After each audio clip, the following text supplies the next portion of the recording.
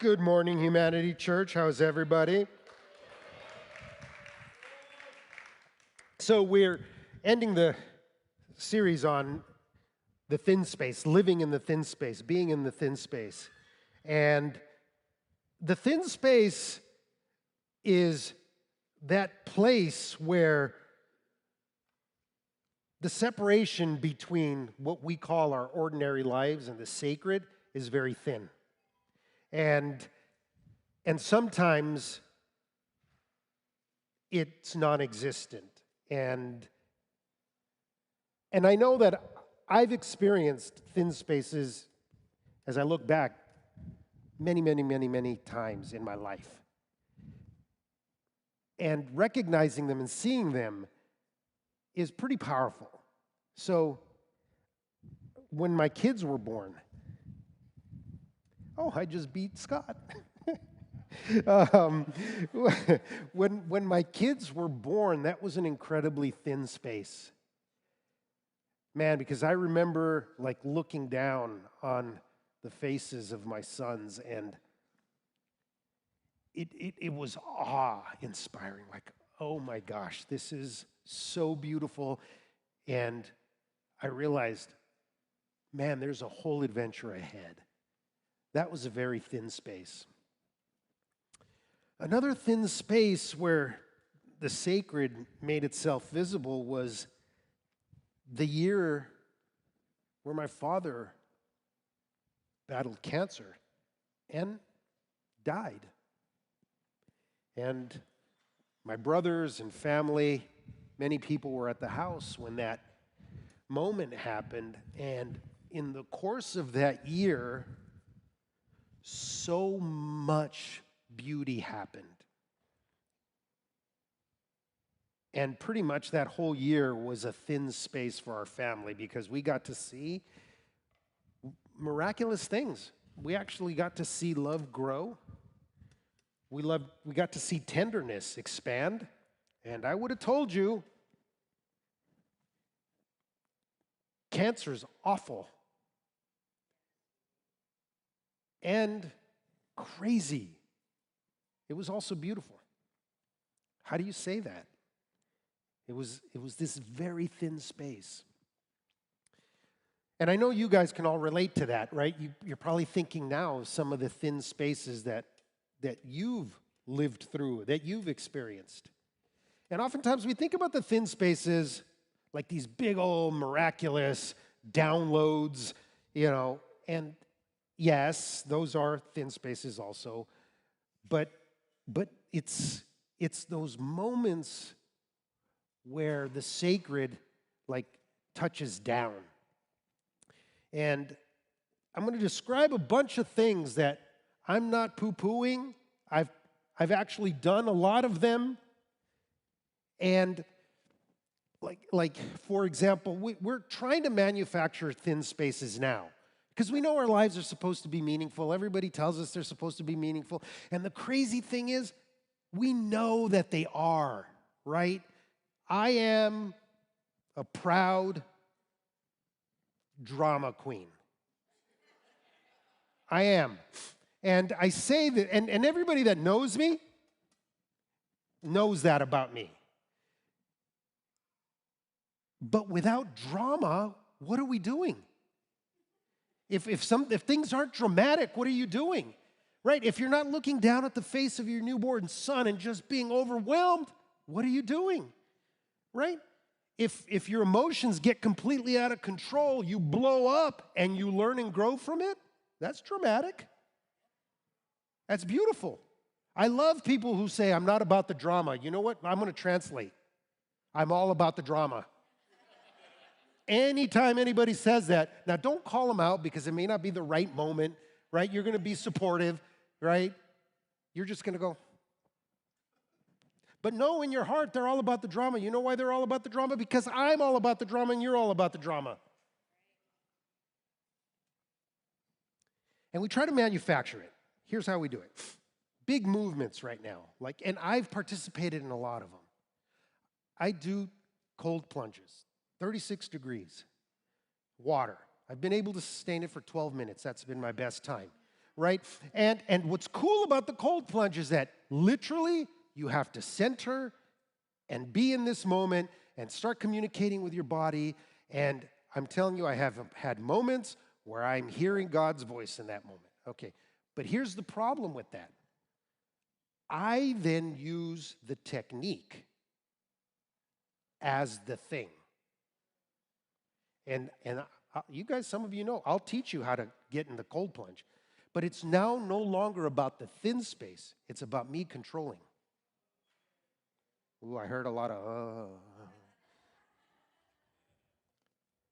And that's how quick it is to lose the thin space. Right? Sexual intimacy is awesome. I am so pro sexual intimacy. See how nervous you all are? Where's he going to go with this? And there's that moment where people are committed and actually you get to know someone in a way that you didn't know you could. But then we start using the technique. And then we're downloading all kinds of stuff because we want to get back to that thing. And now it's the technique. And look, we spend a lot of money on that. And I don't mean just on porn and things. I mean, we spend a lot of money trying to manufacture that kind of intimacy. And then that becomes the thing. Like now it's the technique. Now I'm just using people to get to that. There's a whole industry afoot, man. Chakra aligning. I've done that. I know all kinds of Christian judgment right now. Right? Sound baths, because you want to get into that space. Listen to music at 432 hertz, because that's the sound of nature. And then all of a sudden, it's not about being in nature. Literally, this is what I've done. It's not even about being in nature. I will turn on my boom Bluetooth thing and imitate the sounds of nature so I can pretend that I'm in nature. Ooh, anybody done that? Literally, and I don't even recognize it in the moment. I am faking it and acting like it's real. And then I'll recommend it. Oh, you got to listen to this one, man. Ooh, those birds sounded real, man. I couldn't distinguish the real birds from the fake birds.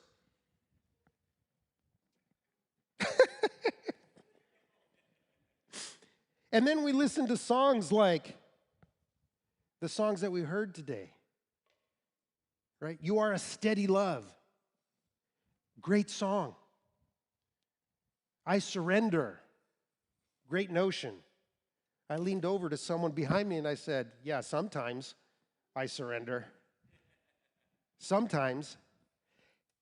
All this to try to achieve the craving of our hearts of being with the Creator of the universe. And look, all of us walked in here today because there's something in us that says, I'm supposed to connect with the divine in some way, right? That's what living is like. That's what living is supposed to be like. And Scott did a great job, man, when he's going through John 10, chapter 24 through 27. And remember the ball example he gave? Anybody here? Anybody? Yeah. And he took me down a little bit of a rabbit trail, and I actually looked up a bunch of the formulas that were required to explain what happened in throwing a ball. I looked up what would it take to throw a yard ball 30 feet, which virtually any human can do. But all that's required, and I don't know if the graph is up there. Okay, here we go. One, right? Somebody read the first one. Horizontal motion. So we have to figure out the horizontal motion. We have to figure out the vertical motion. We then have a formula for time to reach 10 yards. Can we scroll down? Anyway, that's all we can get. Oh, there we go. Look at all those letters. The trajectory. Look at all this. Yes, I wasted my life for you all to do this, okay? And literally there are 10 variables that need to be figured out. There's a lot. Look, I don't know. There's 2 people in this room that understand any of those numbers because it's 2% of Californians have a proper math education. So so so so literally there's probably 2 or 3 people in this room, 3 people who even know what that all is. And how many of you, when you saw that, you thought, man, take that down? All that to throw a yard ball 30 feet. That's what you need to know. And in John chapter 10, what Scott did that was so good is, here we go, John chapter 10.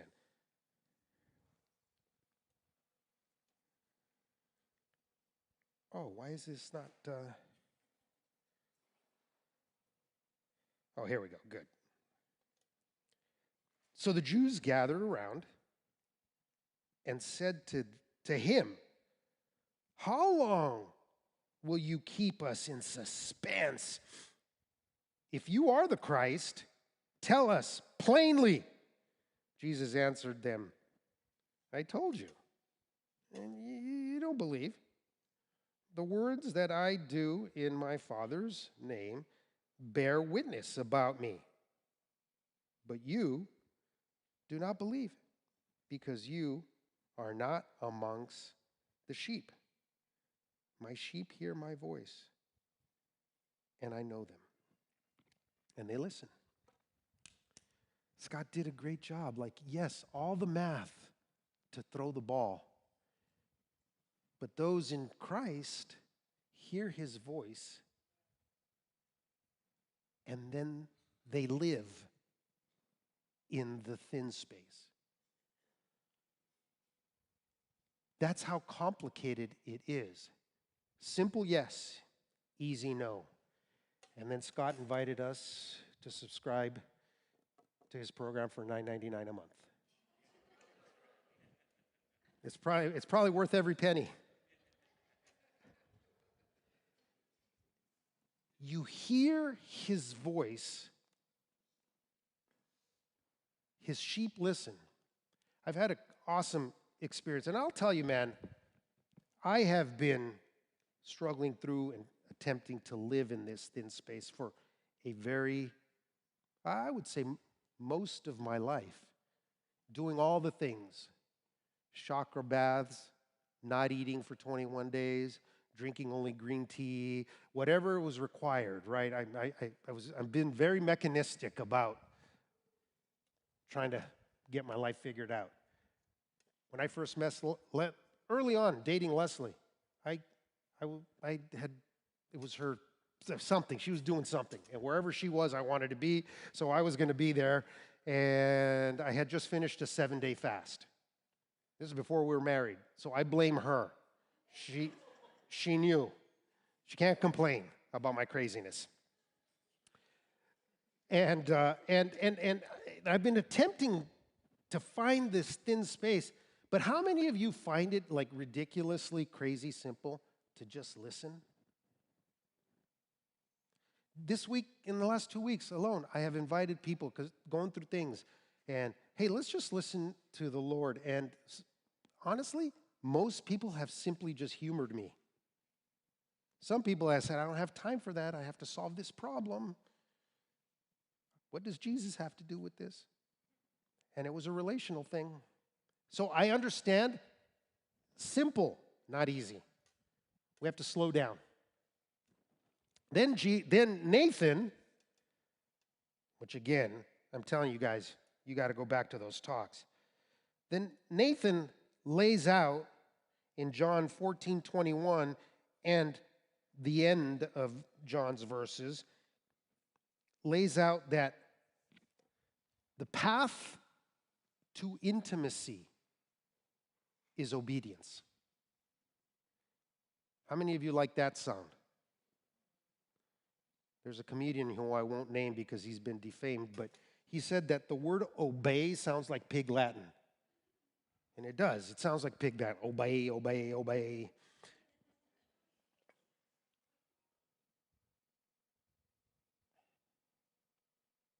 You guys pause while I figure out this technology thing.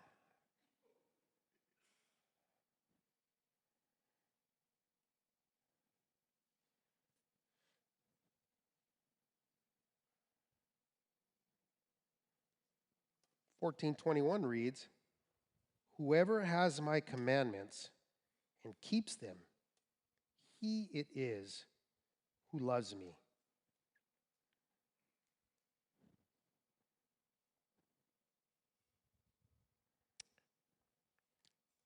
And will be loved by my Father, and I will love him and manifest myself to him. Obedience is a tricky word in our context here in America, right? We supposedly we're a nation of laws, but we're all also rebels, right? So it's interesting that the way I see obedience is discipline, right? We've heard the idea of karma. Everybody, karma? Here's how karma works. If you exercise 45 minutes a day, every day, for the course of a year, karma says you're going to be fit after that year. Right? We like to pretend that karma is like a thing that just happens to us.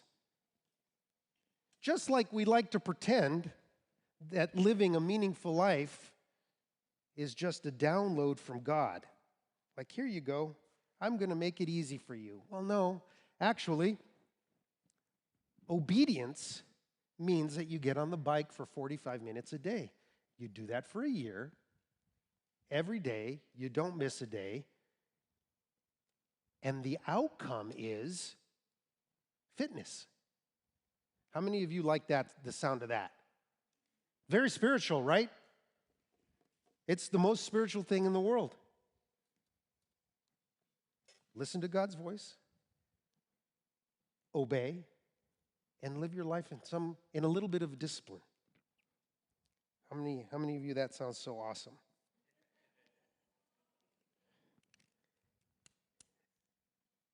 And we need to slow down for all of this.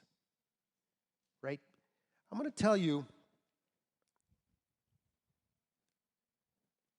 the plan, the path. And I'm using a lot of words, and I'm going to give an illustration here. Jesus, like, how do we start to live in this thin space, right? Jesus gives a lot of examples where he goes away. He's with the Father, and I'm not; those aren't up there, but I'm going to rattle off a bunch of them here. How do you start to live in the thin space? In John chapter 5, verses 19 and 20, Jesus says that the Son does what he sees the Father doing. Okay, so how does he see the Father doing? It's because he's spending time with them. In John chapter 6, Jesus withdraws again to a mountain by himself to be with God. John 7:33, Jesus says, I am with you for only a short time, and then I am going to the one who sent me. So he's going to be with the Father. John 8, Jesus says, he is not alone because the Father is with him. John 11, before raising Lazarus, Jesus speaks openly to the Father.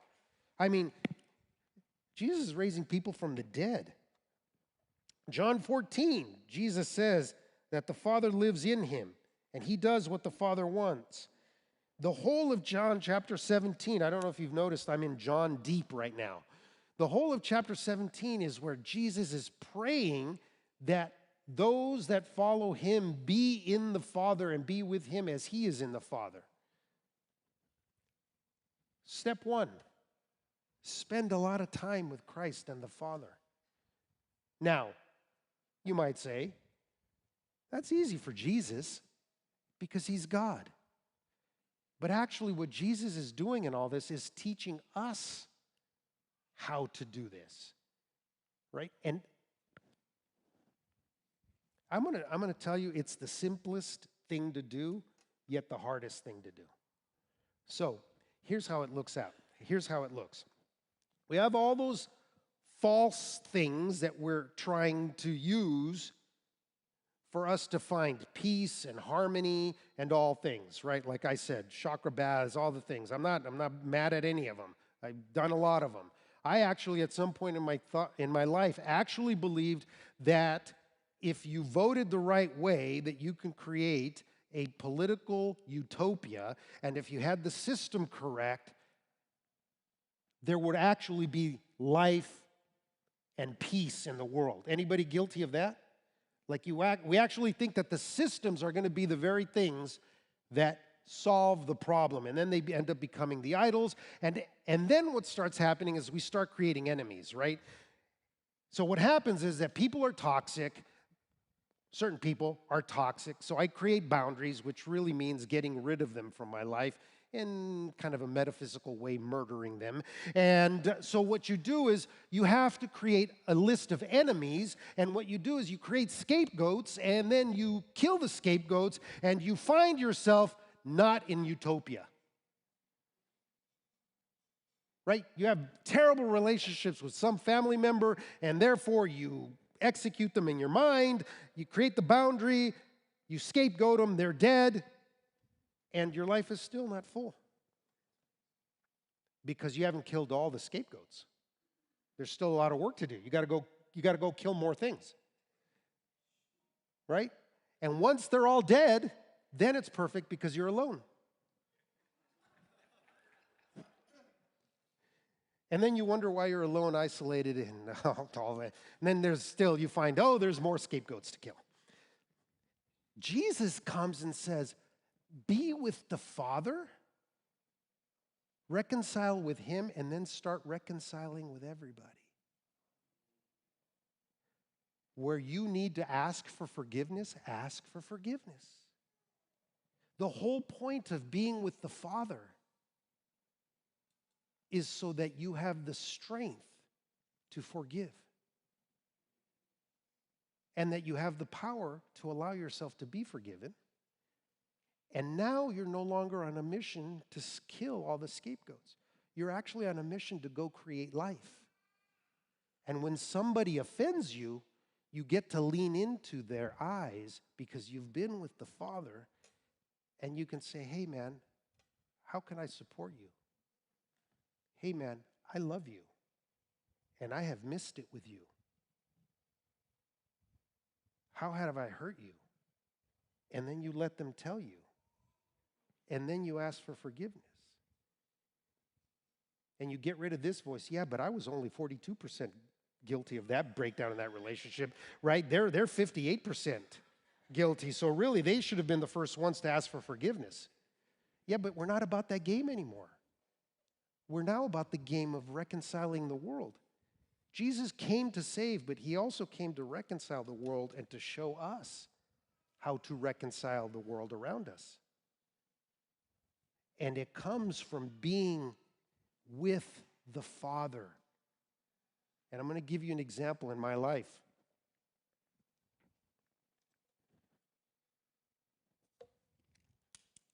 July 28th of last year, my back gave out. And I was ticked because I'm used to bouncing around, jumping around, doing things. I was very proud of the fact that I could do all kinds of stuff that people my age don't normally do. And I got ticked, man. And then I encountered the healthcare system, which I never really had before. And I was mad. And I spend tens of thousands of dollars a year just to insure 2 people in my house. So I deserve the best of care. Right? And I wasn't getting the best of care. And I was ticked, man, and I was being demanding, and I was being a jerk, and I didn't know it. I thought I was being what I deserve. And it got to a point where in my health chart, there's actually a whole write-up in my health chart of what a jerk I was to the person on the phone.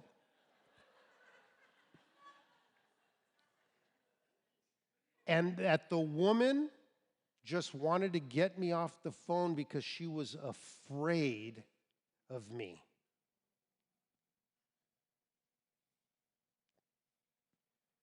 And my wife had to read that letter to me several times before I even heard it.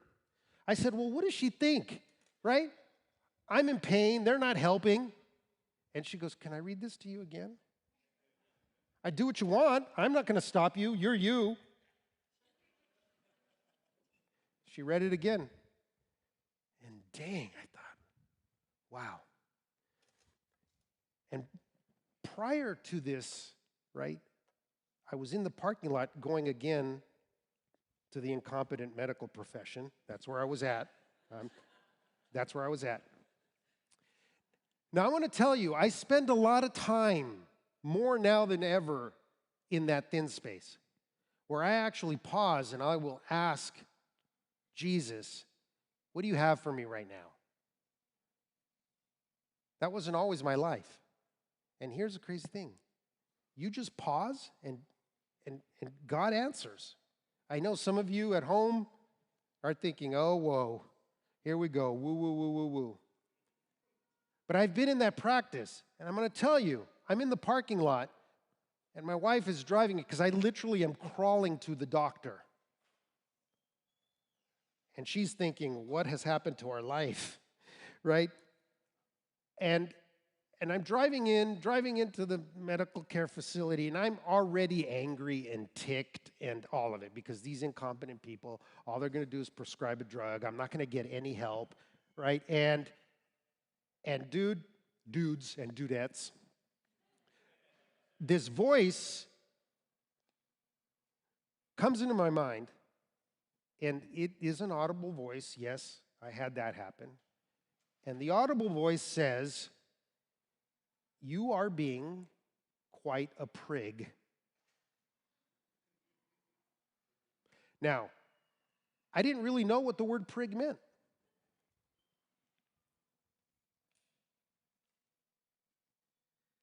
And you could be grateful that you are so privileged and entitled that you have access to medical care. I'll tell you, this is exactly what happened. I went onto my phone and I looked up the word prig because I didn't really know what it meant. And it meant an obstinate, entitled person.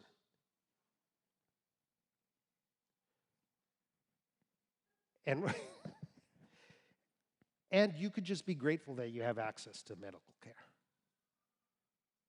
And then I paused and I thought, you're right. I found myself in a very thin space.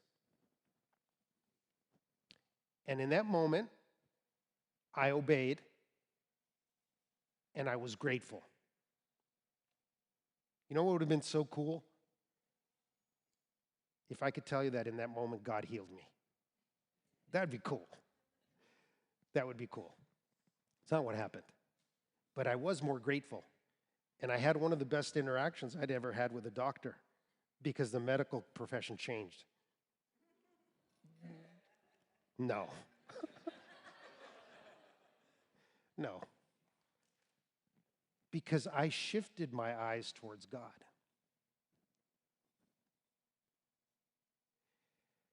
And during this time, also, I went on a very long fast. Again, technique, and I'm telling you, I went on into a 21-day fast at the beginning of this year. My intention and purpose was that I would be healed because I know that there's all kinds of mechanisms biologically that happen that reduce inflammation and create a healing environment when you restrict food for a period of time. You can't do that forever for obvious reasons. And I went in there knowing that Juan Garcia had the discipline and the control to be able to heal himself through fasting. That is my honest how I entered this thing. Inflammation went down. There was all kinds of things that happened. And at one point, I found myself again in the thin space because I turned my eyes towards God.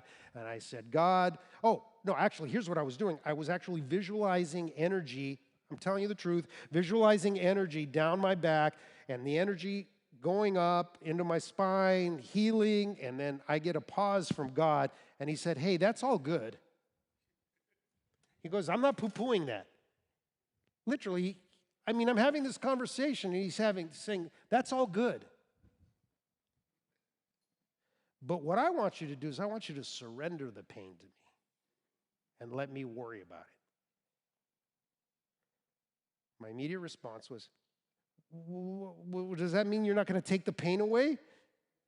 He goes, no, I'm telling you, let me worry about it. Literally, there was no clear answer.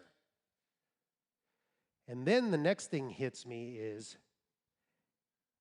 this is going to be an opportunity for you to humbly walk with me. I'm telling you, I wasn't happy about that. Like literally, very, very, very not happy about that. The most unhappy. But sometimes when you live in the thin space, you're going to hear things that you need to hear, not that you want to hear. And to this day, I'm struggling with pain. Something that I actually thought that I had taken care of myself in a way that I was going to be immune to it. Again, I keep turning my face, and this is what I'm telling you. Keep turning your face to God, and literally in the middle of a crazy day, you could just pause and say, Jesus, what do you have for me right now? And that's all that's required. Burning bushes are awesome, right? But living in the thin space, which is what I'm talking about right now, simply means turning ourselves to hear God's voice and just asking, Jesus, God, what do you have for me right now? And that happened to me last Saturday. I just was home alone. Leslie was in Las Vegas. Everybody was gone. I was alone around the fire, and I said, Jesus, God, what do you have for me right now? And he goes, well, you are very self-centered, self-focused, and a lot of the things, a lot of the distractions in your life have been calmed down, but now I want to deal with your flesh, with your self-centeredness, because a lot of the things that are going on with you are self-manufactured. Who wants to hear that? Literally, he told me, you're getting in your own way. What? No. It's everyone around me. He said, no. You've conquered a lot. Actually, he was very gracious. He says, you've conquered a lot. Now you got to take on yourself. And it hit me that maybe this pain is helping me do that. Who wants to hear that? Show of hands. Everybody excited? You ready to pay the $9.99 a month for my subscription? No. Scott's is a better deal. And oftentimes that's the thin space. And then what I'm finding is as I turn myself and I orient myself to God, I am way more forgiving about the person in front of me. And I'm having a lot of conversations with people, and I'm turning our orientation towards Jesus. And right now, some people are humoring me. Right? They're like, okay, I guess Juan's become the turn your face to Jesus weirdo guy. Okay, that's cool. All right, let's pray, right? But I'm going to ask you right now, Jesus turned his face to God all the time. Jesus learned how to take on the punishment of the world, reconcile it, and turn it into beauty and life. I'm telling you, that's what he came to do. Save and seek the lost was step one. Step two was make it so that we can reconcile relationships with everyone around us and convert chaos and madness into love. We stop scapegoating and killing things and people. We start forgiving and allowing a space for forgiveness to happen. And I'm going to have you everyone here, and some of you may not be followers of Jesus at this point. Humor me, like all my friends are doing right now. Just pause right now, and I want you to ask God the Father or the Son or the Holy Spirit or all three, what do you have for me right now? And when you do that, I'm going to give you 1 minute. Go for it. What do you have for me right here and right now?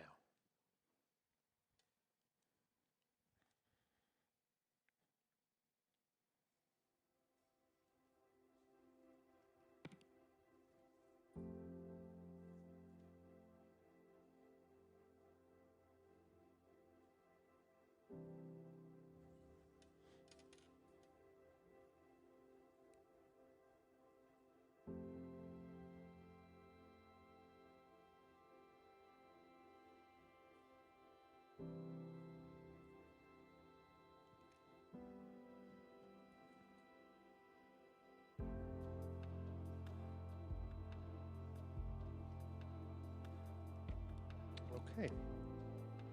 That's what 1 minute sounds like.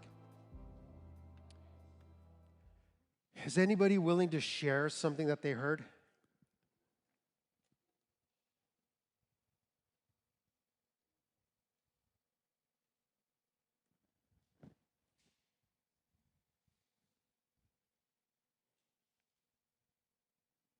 I took a risk by asking. Come on, somebody. Yeah. Go for it. Yeah.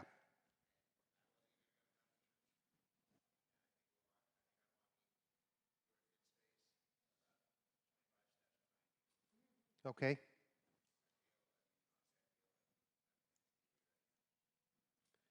Awesome. So you felt like you meant to be here, and God told you that. Keep walking. Keep walking.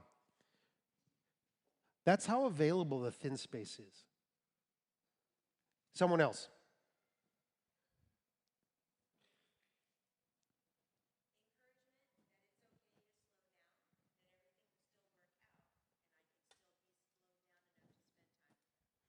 Encouragement that it's okay to slow down and that your whole world is still going to work. Yeah. One more if there's anybody out there.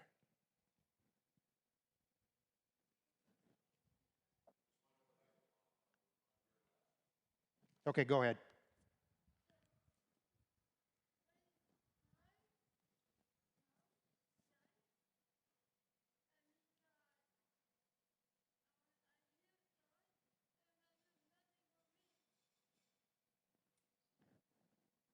That's awesome that you hear God. You know what's so crazy and cool? Is that we all had various challenges to get here this morning. A lot of them.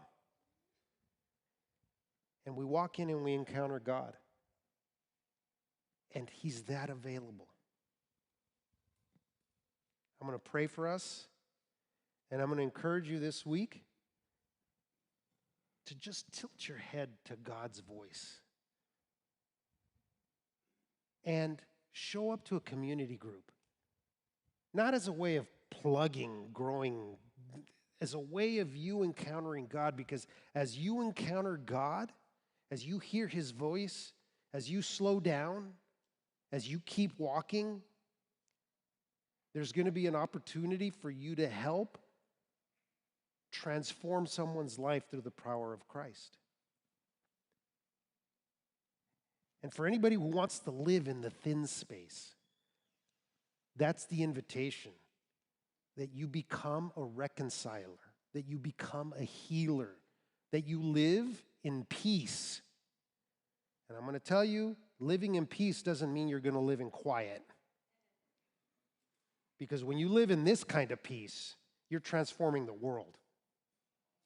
And it's what Jesus invited us into. Dear Holy Father,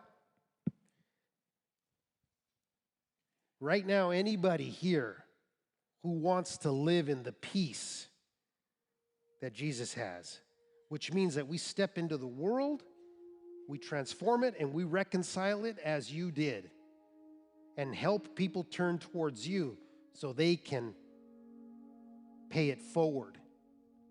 And that's how the world is transformed.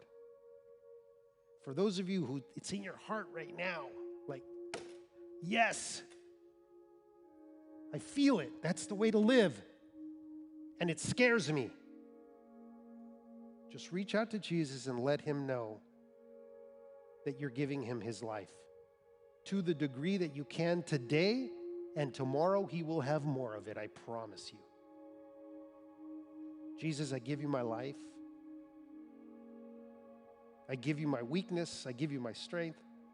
I give you my fear, because I know that you bring courage in life. I give you my all as best I can right now, Jesus. Amen. Let's live in the thin space, people.